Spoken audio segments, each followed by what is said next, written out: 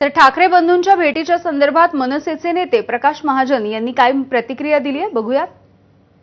सोबत मनसेचे ज्येष्ठ नेते प्रकाश महाजन साहेब आहेत। साहेब, दोन्ही ठाकरे बंधू गणपतीनंतर पुन्हा आज भेट होते, त्यांची भेट झाली।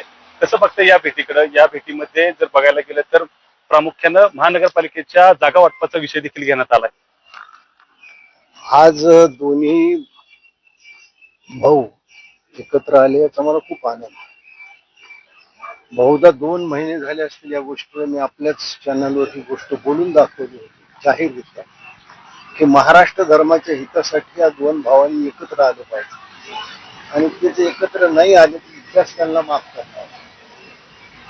या माझ्या स्पष्ट वक्तेपणाचा मला बराच त्रास झाला, त्याचं प्रायश्चित्त मला घ्यावं लागलं, पण मला आज या गोष्टीचा आनंद आहे।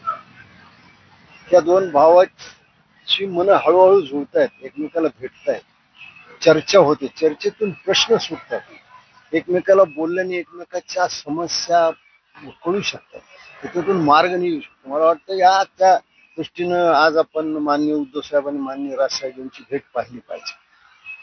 साहेब, कसं बघता याकडे? आता जर बघायला गेलं तर दसरा मेळावा येतोय, दसरा मेळाव्याला दोन्ही भाऊ एकाच व्यासपीठावर येतील का काय?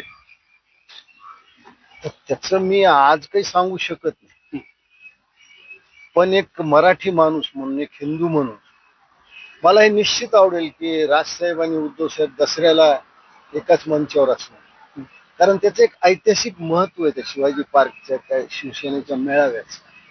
कारण आम्ही शिवसेना उद्धव साहेबांचीच खरी संस्था, आणि दोघं जर एकत्र आले तर त्या मैदानाचं वैशिष्ट्य असं आहे की स्वर्गीय बाळासाहेबांची समाधी पलीकडे, आज त्यांना किती आनंद वाटेल। असं घडावं ही ईश्वराजवळ माझी प्रार्थना आहे। घडेल का नाही हे मी आज नाही सांगू शकत, कारण मला अजून त्यातलं काही माहिती फारशी नाही, पण हे घडावं का तर घडलं पाहिजे। महाराष्ट्र हे पाहण्यासाठी आसुसलेला असं। साहेब, जर बघायला गेलं तर आता आगामी निवडणूक आहे, तर महानगरपालिकेसाठी ठाकरे बंधूंचा आता जागा वाटप तर उद्धव ठाकरे